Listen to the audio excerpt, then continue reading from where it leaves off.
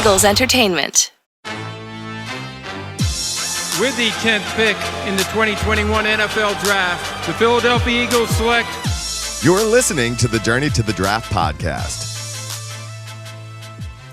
Welcome to the Journey to the Draft podcast, presented by Life Brand. I'm your host, Fran Duffy, and today we have got real, actual college football action to break down. Week 0 is in the books. Week 1 is on the horizon, and we are going to break it all down right here today. But first, we've got Scout Stories, the return of one of my favorite segments from this show. And really this week, we're going to kick things off by welcoming in Eagles College Scouting Director Alan Wolking to talk about what he looks for at the cornerback position. What are the most important traits that he values there at that spot? And what are some lessons that he has learned as he's developed as an evaluator when looking at those corners? We'll hit on that in the return. Again, one of my favorite segments. We debuted it last year. This year, we're bringing it back, a little bit of a different spin. Really excited to kick things off here with Alan in Scout Stories. After that, we'll get to Saturday Scouting, where I'll welcome in Ben Fennell and Dane Brugler, where we will react to Week 0. Who are the big winners from this past week in college football action? We'll get to that. And then we'll go to On the Clock, where Chris McPherson returns to the show to host a debate between myself, Dane, and Ben. We're going to discuss who is the biggest impact transfer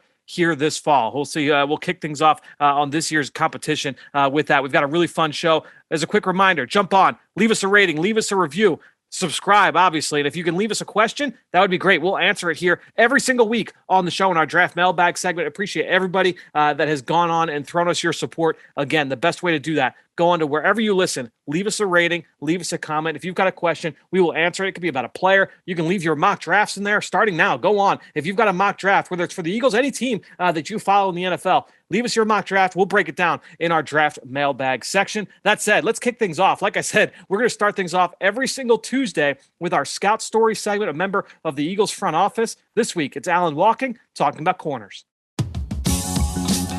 Pull up a seat. It's time for Scout Stories.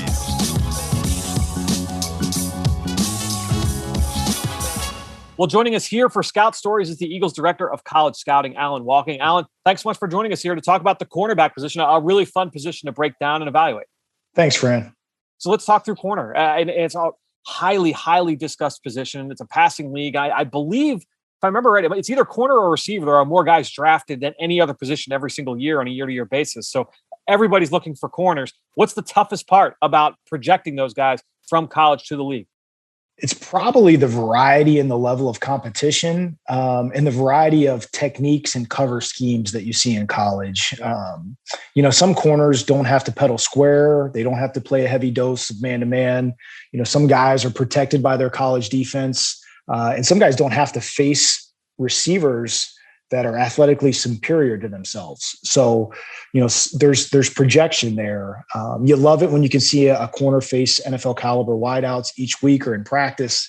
It just makes you feel better about the valuation because you're seeing the player in a translatable environment. What is it that separates the good corners from the great, or the solid corners from the good corners? If you're trying to tier all these guys, what are some of those separating factors? Instincts is huge, at this position.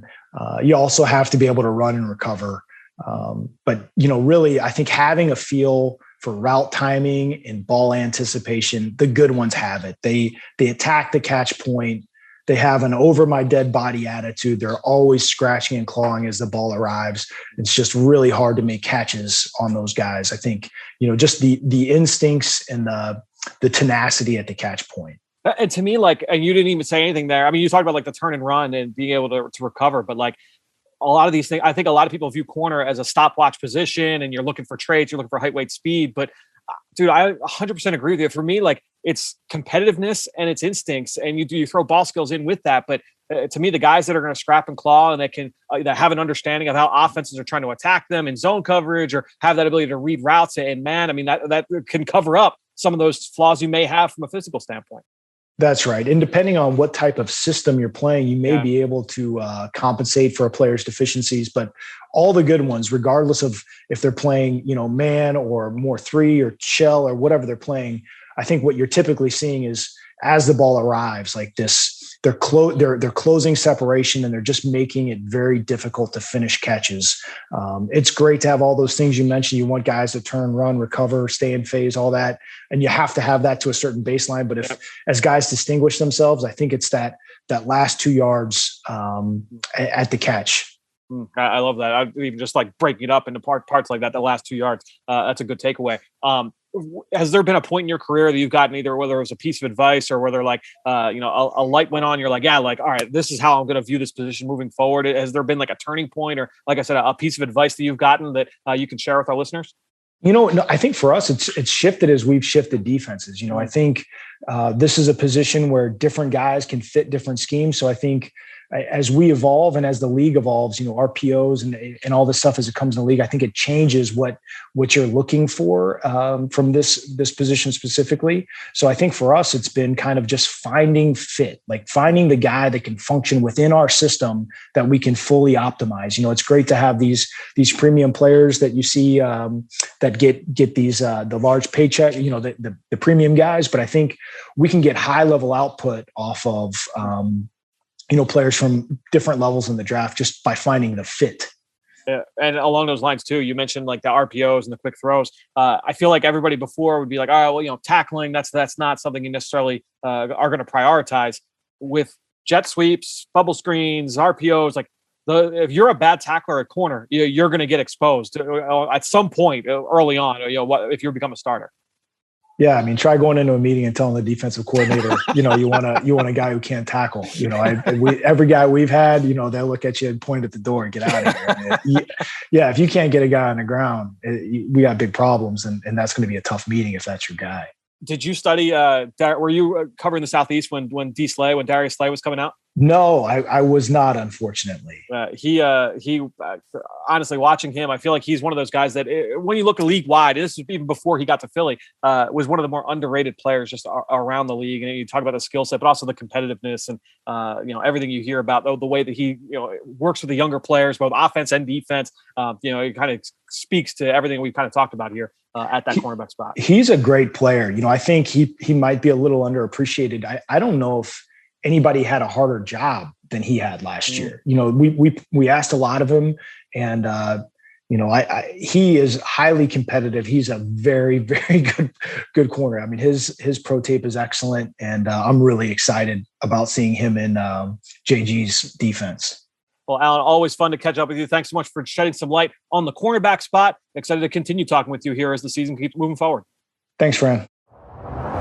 Well, awesome stuff there from Alan, and really some big takeaways for me. First of all, what he said about the toughest part of the evaluation being, the variety and level of competition and the variety of coverage schemes and techniques in college. I 100% agree. It's what makes it difficult sometimes to make an apples to apples comparison with what a guy was asked to do at the college level to what they're going to be asked to do in your scheme. And it makes it a little bit harder to make that projection as an NFL scout. So I think that is a really good point that he brought up there. The separating factor, and I'm going to ask all of our guests each week here about that question at every position, and just what he said about instincts being huge and getting a feel for route timing and anticipation. And I love what he said too about, really those last 2 yards at the catch point, the guys that aren't able to give up those catches because they've got that over my dead body attitude. I love that. That was a line that I wrote down in my notes as well from that conversation. And then just talking about tackling, I couldn't help but laugh just talking about what he said.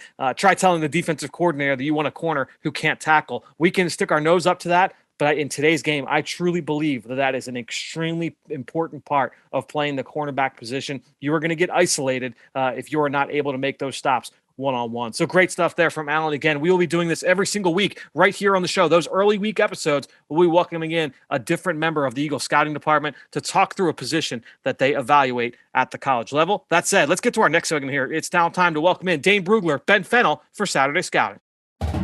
It's time for Saturday Scouting.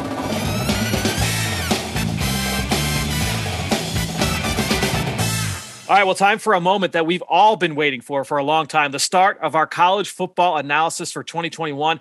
We are recording this on Monday afternoon. Dane, I know that you've been through the tape. Ben, you've been looking through the tape. You tweeted out earlier today that it's just the warm and fuzzy feelings from having new college football film to look at. Guys, plenty to discuss here. But I guess before we get into this weekend's action, obviously a lot of news coming along the wire here, especially when it comes to quarterbacks winning some of these competitions all across the country. We've had a number of schools, BYU, Ohio State, a bunch of the big programs from a year ago, all ushering in new quarterbacks, obviously. So I figured let's all each kind of go around the horn one time real quick and see who we're most excited to see take the field this fall as a new starting quarterback.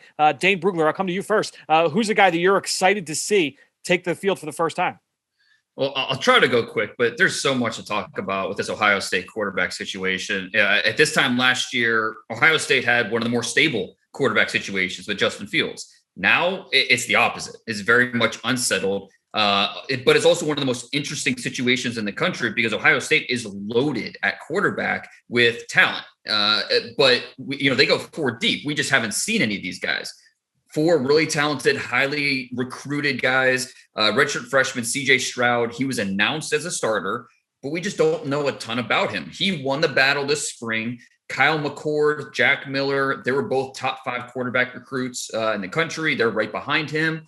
And then the real wild card is Quinn Ewers, the highest ranked quarterback recruit ever, since recruiting services started doing this. So he graduated a year early. We thought he'd be part of the 2022 class. Now he's part of this class. He's already enrolled at Ohio State. Get this. He's already at $2 million in endorsements. That's crazy. That's insane. And if he's even a fraction as good as they say, he's going to be too good to keep off the field. So Ryan Day, one of the best offensive minds in the country, we know he's somewhat of a quarterback whisperer, and it's going to be fascinating to see how he juggles this quarterback situation. It's an embarrassment of riches, but it still requires juggling. Just ask Kirby Smart.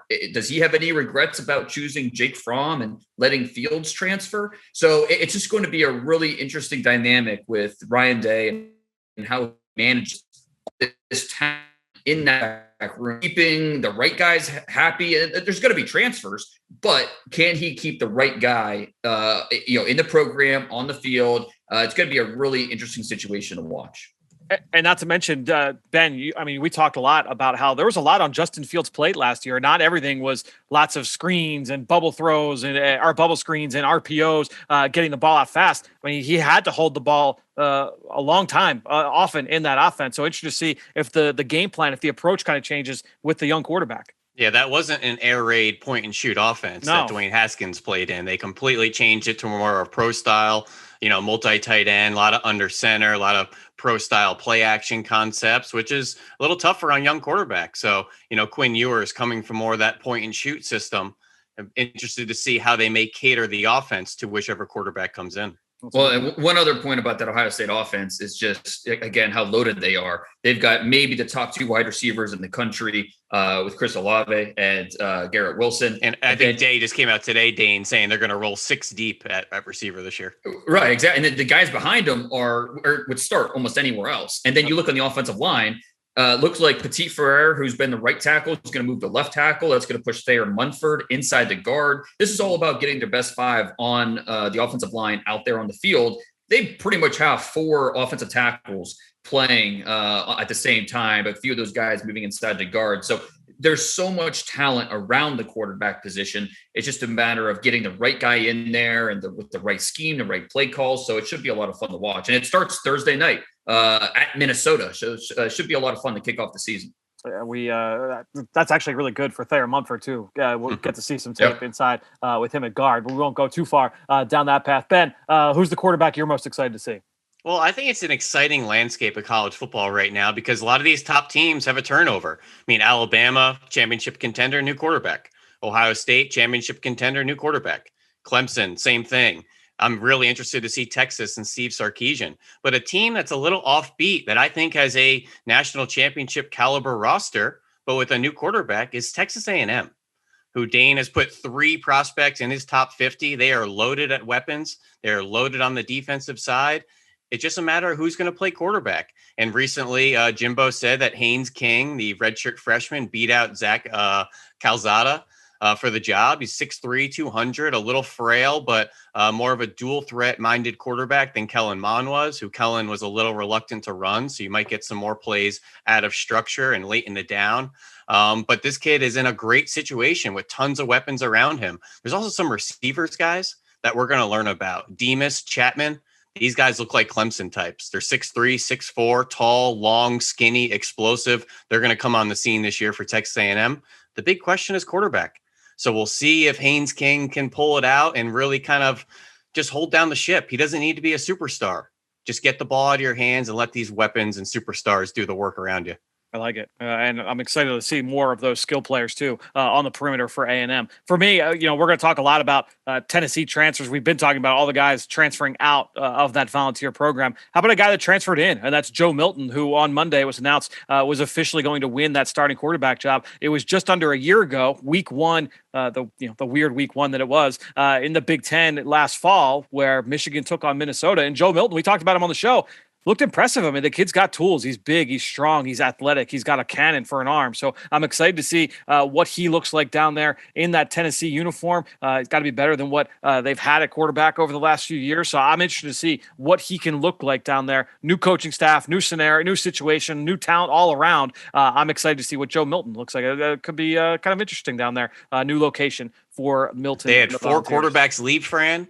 2 transfers come in. They also brought in Hendon Hooker from Virginia Tech. So a couple interesting turnover in that quarterback room. Yeah, Burmeister took over the Virginia Tech job. All kinds of movement all over the place down there in the Southeast. All right, let's now get to this weekend, guys. A handful of games. We talked about them last week in our preview with Ben. Let's get into the game balls. A standout player from the weekend. Ben, I will come to you first because you're going to talk about a guy that you highlighted a couple of times leading into the start of the season. Well, I'll go with the low-hanging fruit here. This guy didn't contribute a whole lot on Saturday. That was because his team steamrolled right over Hawaii, and that's UCLA running back Zach Charbonnet, who a lot of people remember coming over from the University of Michigan. But he had 6 carries, 106 yards, 3 touchdowns, pretty quick work out there. But you saw the toughness, the contact balance, running through arm tackles, and that open field juice at 6'1", 215 pounds. He's got really good size. Fran, I saw him in person in 2019 against Alabama, Illinois. Just so happened those were his best games of the season. I sat back in my chair and said, who is this kid? Where did he come from? And there's a reason why Chris Evans and Hassan Haskins took a back seat to this true freshman. But he had the injuries out of high school. He had the injuries freshman year. Set a program record of rushing yards as a true freshman at Michigan. That's not any slouch out there with some of the running backs they've had through Michigan. But 2020 was just a little dinged up and had to split some more time.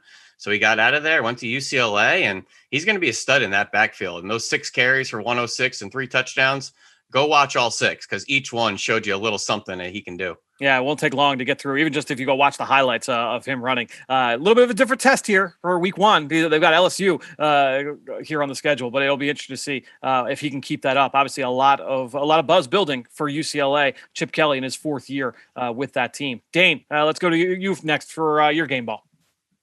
So I'm going to go with Vidarian Lowe, left tackle at Illinois, who, it wasn't all perfect for Lowe. He had a few missteps, especially in the run game, but I was impressed with him in pass pro. I thought he did very well, very good foot quickness, long levers. And that's something watching, because that's why you watch so much tape over the summers. You want to get a base for these guys. So going into the season, you have a good feel for, okay, are they getting better? Are they getting worse? Are they staying the same? And I thought something based off of last year's tape, Lowe he had those long arms. He just looked unsure about how to use them. That wasn't really the case against Nebraska. I thought he did a much better job, using that length to his advantage, using that foot quickness. He's played a lot of football. He's over 40 career starts, a few thousand snaps. He's still only 22 years old, but he's married. He has 2 sons. They love him in that program. I don't know that he's a top 100 prospect, but he's a day 3 hopeful who I think deserves a little more pub for his career and, what he means to that program and the fact that he has draftable traits. I think I mentioned it before here on the podcast. He actually really stood out to me over the offseason during film study. When I was watching George Karlaftis out of Purdue, this talented pass rusher, I thought Lowe really held up well against him. He was one of the guys I thought did a pretty good job against Karlaftis last year. A big week overall for Illinois, obviously. Brett Bielema getting the win over Nebraska. That offensive line, Ben, you highlighted Kramer on the inside at center. He had a couple highlight blocks in that one. So a really good week here for Illinois. Yeah, Fran, Lowe's kind of prospect trajectory and stock reminds me a lot of the kid that came out of Nebraska last year that's on the Chargers. Help me out with the last name. Brandon Hymas. Yeah. Correct. And that he was a 4-year starter. And as you peeled back the curtain and the layers through his tape, he was just very reliable, experienced, and he may not wow you.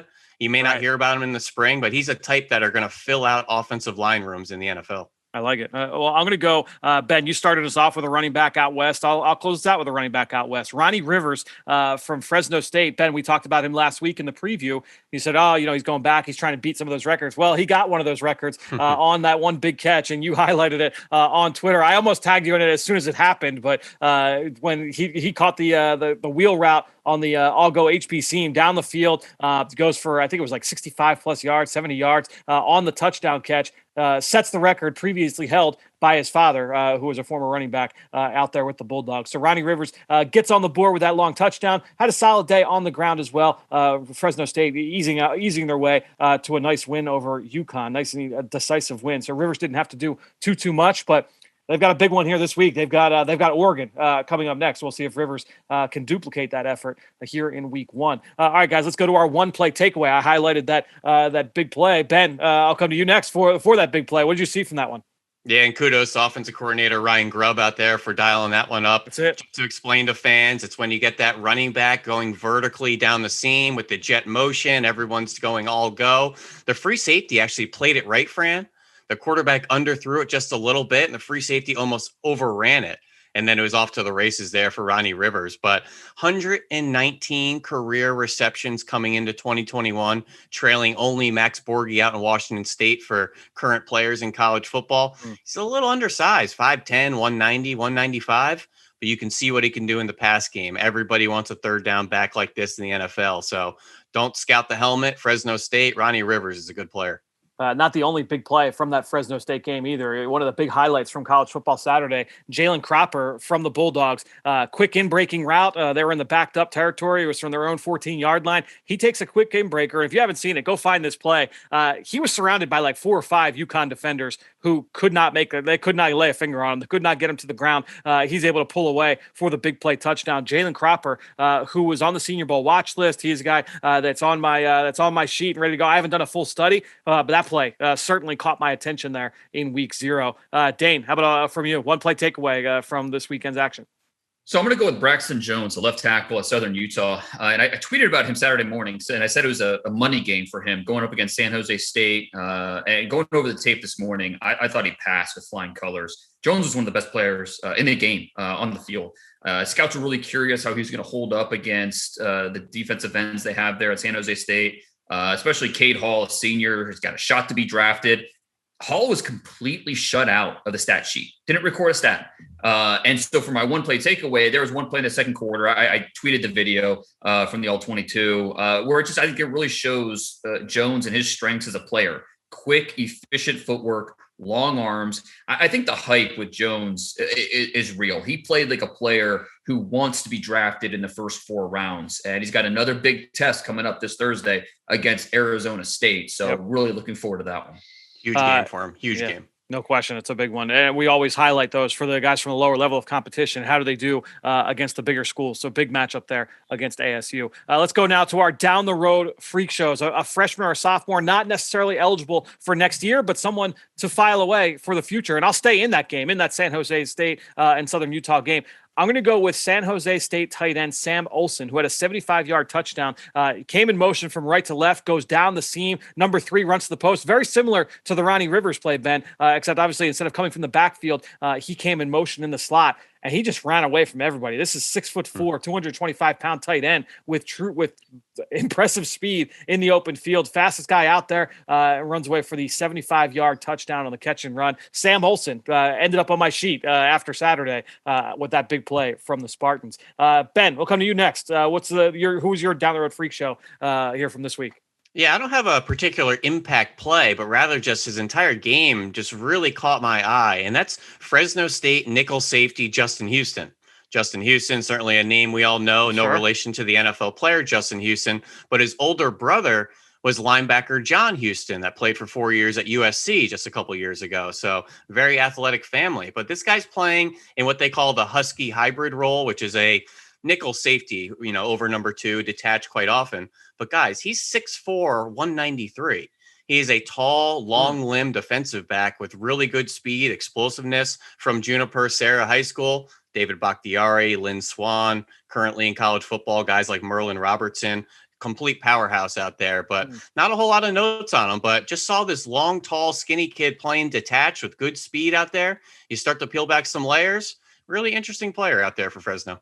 Israel Mukuamu from South Carolina last year is starting to gain some buzz with the Cowboys in camp. And then even I know one of the guys that people are buzzing about in the Big 12 is Demarion Overshown, the linebacker safety from Texas, similar kind of body type. Great call. Similar type of long limb, certainly skinny to be playing down in the box, but you would rather have that athleticism. And once they see it, they go from A to B in a hurry. Interesting. All right, Dane, let's come to you. Round us out here for our down the road guys. I didn't know much about Devin Witherspoon before Saturday, but he kept flashing. Illinois corner. I did a nice job against Nebraska. He finished with 4 passes defended, and he gave up a few plays. I think one was like a 43-yard catch, but still, he is a sophomore that now on my radar, someone to watch for the future. Yeah, there were a few guys that certainly stood out from that game. There was the receiver who made that great catch, so he tiptoed along the sideline. He was a corner recently, made the transition over, so a bunch of guys really stood out. But let's put this week to bed. Let's get into some players that the three of us have studied on film over the last few days. And Dane, I'll come back to you. Right? Who's a guy that you've studied on film getting ready for the college football season that you wanted to bring to the table here? Well, we know that Georgia defense is loaded with athletes, but linebacker Nakobe Dean was a guy who always stood out when I was studying, Ojulari or Monty Rice or another player. And the more I really studied of him this year, the more I liked him. Undersized, 6 foot, 225, but he doesn't necessarily play that small. I think he plays a little bit bigger than what he's listed at. Really athletic pursuit player, does a great job with his key read and flow sequence, can knife through gaps as a blitzer. He'll take false steps here and there, but he's very flexible, so he can quickly redirect, find the right path. And something else that really jumped off the film is he looks like a grand maestro out there with the way he's throwing his arms around, getting his teammates lined up, really doing a nice job communicating. So we know the SEC usually loaded with linebackers. This year, no exception, guys like Christian Harris, Henry To'oTo'o, Zacoby McClain over at Auburn, plenty of others, but Dean, I think, is as talented as they come. One of the better linebackers prospects in this class, a guy that did show up on my top 50 prospect list. Interesting. I have not done Dean yet, so I will have to get to him pretty soon here. Ben, who's your guy? Who's the guy that you studied on film over the last few days? So let's just note it here. August 31st, end of the month, Oklahoma's defense is unreal this year, guys, particularly their front seven. It is. Yeah. There may legitimately be 8 to 10 players in their front seven drafted this class. Crazy. 8 to 10 in their front seven. The math doesn't add up. That's Winfrey. That's Stokes. That's Jalen Redmond, Benito, Brian Asamoah. What do you do with Caleb Kelly, who's been there for 6 years? They got this kid number 2 at linebacker that comes in every now and then at 6'4", 230, can run all over the place. But we got to talk about Isaiah Thomas, because I think he's the unsung hero of this group. He's 6'5", 262, hell of a run defender, 3-down player, but he had 46 QB pressures and 10 sacks last year too. I think he's as good of a 3-down defensive lineman as there is in the country. Maybe not quite the DeMarvin Leals or the George Karafalitis at Purdue, but he's right up there, just behind them. Maybe back end of round 1, early round 2 type of player, in my opinion. He's got the alignment versatility, whether you want to be a stand-up end, a 5-tech, slide in at 3-tech. I've even seen him at 0 in some sub packages. He's heavy-handed. He's stout. Fran, you know my types? He ain't a runaround. He wants to chop and rip and blast through those shoulders and really soften edges for himself. He's not looking to run around people. That's okay. He's got a stiff lower half. He doesn't have the best get off, but he's a tough 3-down player. I don't know if you want to talk about Preston Smith at Mississippi State, maybe the way we saw AJ Epinesa at Iowa, didn't have the great frame, but was a tough, brute, strong guy. Maybe Dedrick Wise out of Arkansas, who ended up being a great player for the Patriots. He's an inside-outside guy, not the sexiest pass rusher, but a guy that you can rely on the field. So he's a really good player in a deep front seven. So I'm going to say right now, late August, 8 players drafted from their front seven coming next spring. Well, we talked about the senior class at defensive end, how deep it is. I mean, you could go – it's hard because I agree with you. Isaiah Thomas is a really good player. And then it's hard to find where he fits when you compare him against, the Jeffrey Gunter and, both the South Carolina pass rushers, Myjai Sanders, Tyreek Smith over at Ohio State. I mean, you go on and on, 10, 12, 15 guys deep at just the seniors at that position. So it's a really fun group. And it's crazy that we call these guys defensive ends. Nick Benito's a defensive end at 230 with a quick first step. And then Isaiah Thomas at 265 is a defensive end. And I've been watching a lot of NFL preseason. I'm watching guys like Joe Tryon and Jalen Phillips being used very creatively in their schemes. I think where they go and the types of edges and outside linebackers that are going to the NFL teams are very scheme specific. And you really have to be a little more focused with what type of edges are these. And I'm so glad that you brought him up to the table too, because when I did research on that Oklahoma front seven before I started watching that group, because it's a little bit of a daunting task going in. There's so many guys, and Alex Grinch, their defensive coordinator out there for the Sooners, had said Isaiah Thomas was our MVP last year, and he started the season as more of an edge guy. But then as the season went on, they had some injuries inside, so they had to shift him to more of a 4-I-5 technique. And he did that at a high level too. And so I kind of love that Dietrich Wise comparison, Ben. I think that he really fits that role. And Fran, Perry and Winfrey and Josh Ellison are JUCO transfers. They've only been to Oklahoma for 1 year, entering their second year. Everybody wanted them out of high school. They were academically ineligible. They were 5 stars. They would have gone to A&M and Alabama or Auburn. They had to go to JUCO. They're both at Oklahoma right now. These guys are freaks in combination with other freaks. This is a deep group. It's a fun defense. Well, I have to go back and look, but in my top 50, I had more Oklahoma defensive players than Oklahoma offensive players. Awesome. And I don't know the last time that's happened. I got to go back, maybe Gerald McCoy, because they had a couple guys at all 3 levels that year. But we were talking, it's been a long time. We're talking over a decade since that was been the case. I think the big question for that team is, will the secondary hold up? They've had some transfers. There's some young bodies out there. Those corners could make or break that team. We know how that goes in the Big 12. They're throwing it all over the yard. Exactly. I'm going to stay the same area of the country. I'm going to go down to Texas, and we're going to go from the Big 12 all the way down to Sam Houston State, who won the FCS title here this spring. Jaquez Ezzard, the dynamic wide receiver, 5'9", 192 pounds. So he is short, but he is not small. He's got a thick build to him. I love the way he plays through contact. And guys, this is a good athlete. He's got explosive long speed. His numbers, like from a pure analytics standpoint, off the charts. Like yards per route run, outstanding. Yards per catch, outstanding. The yards after catch per reception, outstanding. His ability in contested catch situations. He's 5'9", but he was and I love this note from Bruce Feldman on the Freak List. He was a center on his high school basketball team, and even watching him at the catch point in college, he has a really good understanding of how to box out, or not just how to box out defenders on like fades and jump balls, but how to stack defenders on vertical routes and allow that to go up and win. And now he's forcing defenders to play through him. He's just got a really natural feel for playing at the catch point. He's really good with the ball in his hands, outstanding, not just in the screen game, but he was a gadget player on reverses, and they're just trying to find ways to get him the football. A legitimate punt returner. He's got some kick return experience as well. Began his career at Howard, transferred to Sam Houston State last year, and took over the Southland Conference. I mean, he was just outstanding last year. 38 catches, 861 yards, just under 23 yards per catch. Also was running the football. I mean, this guy was explosive and dynamic, and just seeing him another year here for the defending national champs, excited to watch him. He's got proven ability to track the deep ball. Again, he can make plays with the ball in his hands as well. He's got a high ceiling guy. Like this guy, if he was at, Texas A&M, if he was at Oregon, if he was at any of these big time programs, we'd be talking about Jaquez Ezzard as a top 40 pick easy right now. He might end up being there anyway, but I think Ezzard is really impressive. You like him more or less than like a D. Eskridge? I think that I like him a little bit more than D. Eskridge, because I think that his skill set right now, I think is a little bit better than and I liked Eskridge, but I like him a little bit more.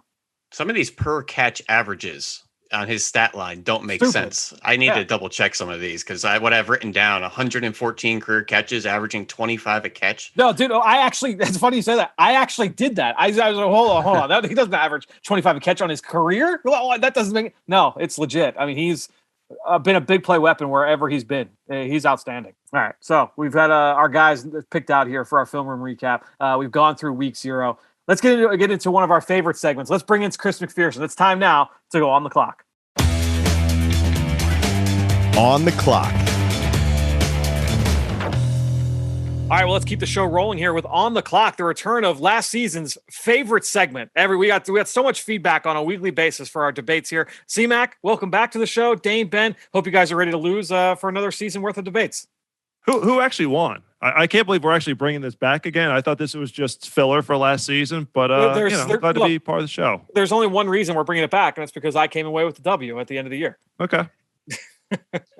Who remembers? Yeah, right. Who really remembers? All right. Well, look, we're starting obviously from scratch, so no wins for either of us. And for a quick refresher, or for new listeners, basically what's going to happen here in this segment each and every week is that C-Mac's going to join the show, and he is going to play as the host and basically the judge, jury, and executioner for Ben, Dane, and I. We are going to work on a three-way rotation where basically there will be a question posed to us by C-Mac, and he'll pick the question. We'll have a player that we will offer as our answer, and whoever makes the best argument, C-Mac will deem the winner, and we'll keep track all season long. But just a fun way for us to talk about a number of players. And C-Mac, take us off here. What is your question? And Dane will be the first one to answer. Oh, Dane gets to kick it off. Wow, so kind of you, Fran. So Yes. Seeing week 0 take place over the weekend and saw some of the tweets coming in, what I caught my eye was talking about transfer players, and it kind of sparked who's going to be the most impactful transfer in the college football landscape in 2021. So going into this, wanted to have some caveats here.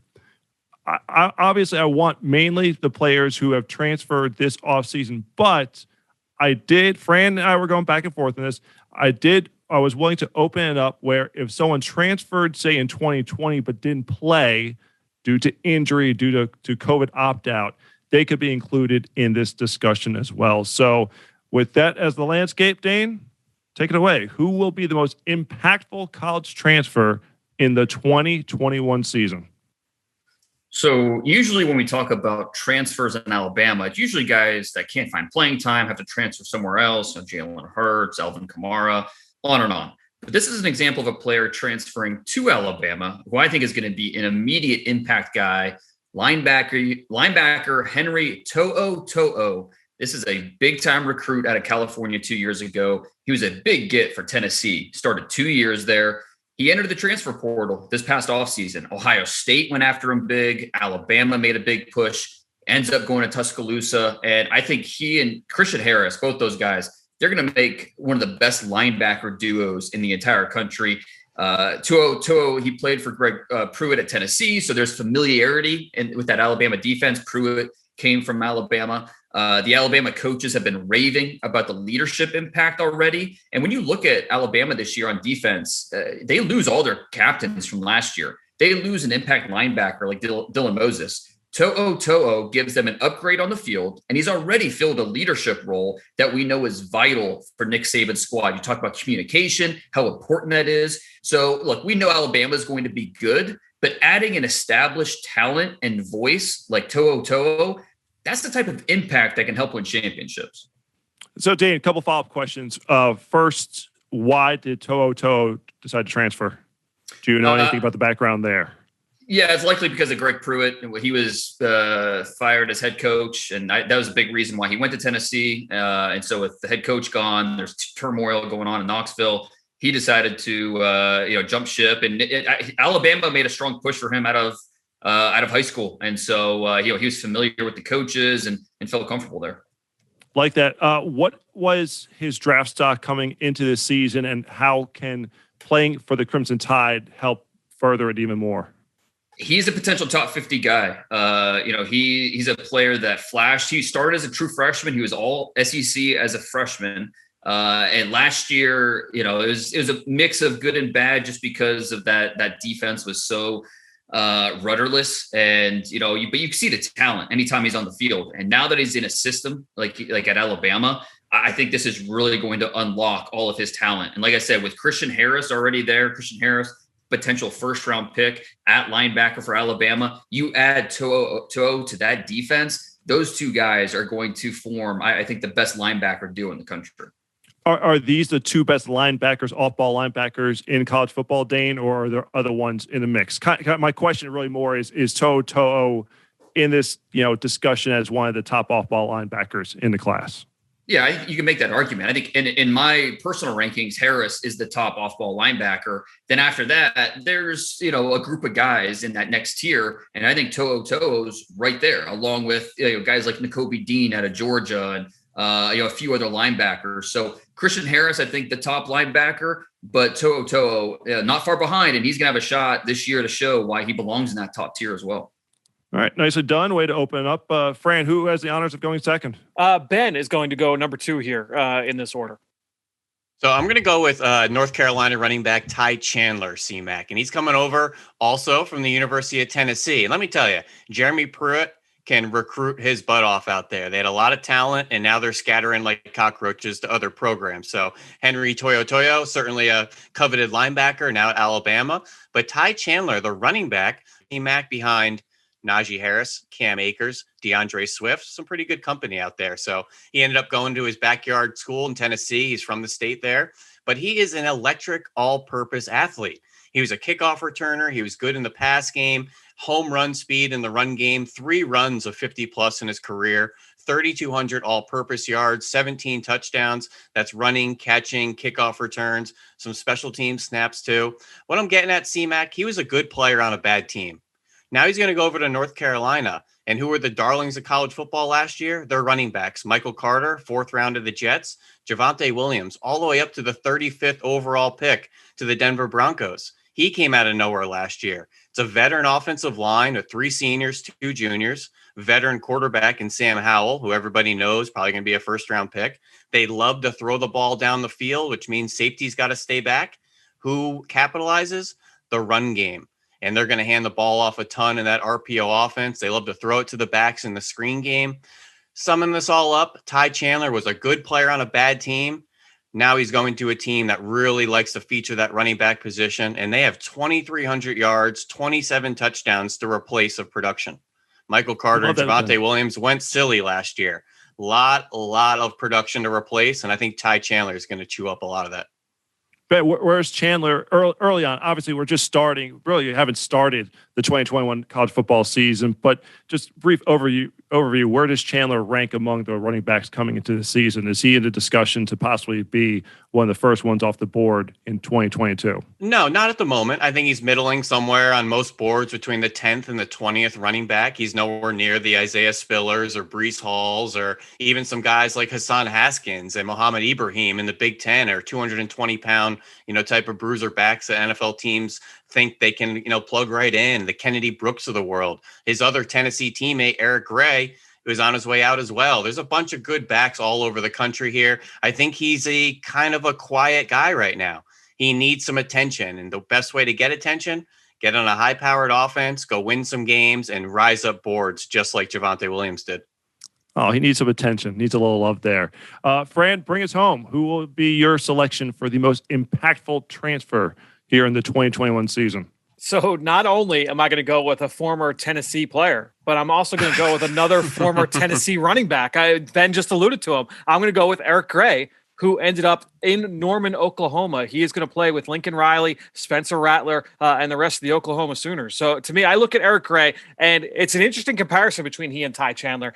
Both guys, I don't want to say it was quite the duo that Michael Carter and Javonte Williams were in North Carolina last year, but a really talented pairing there for the Vols that they just were not able to capitalize on. Obviously, they had issues in the passing game, and so you would have thought that they would have been able to get things going better along the ground. But looking now at Eric Gray in this Oklahoma Sooners offense, I first of all, just studying him, he is a physical, hard-charging back. He's got solid short area bursts, and his play strength is excellent. And really what I think his best trait is in terms of moving over to the NFL and taking that next step, if you can get him downhill with a head of steam, with a defined runway, this guy is a wrecking ball. And so when I look at this Oklahoma offense and I look at what Lincoln Riley is able to do to create space for his playmakers, and we know Spencer Rattler, he's perceived to be the number 1 pick, potential Heisman favorite entering his sophomore season.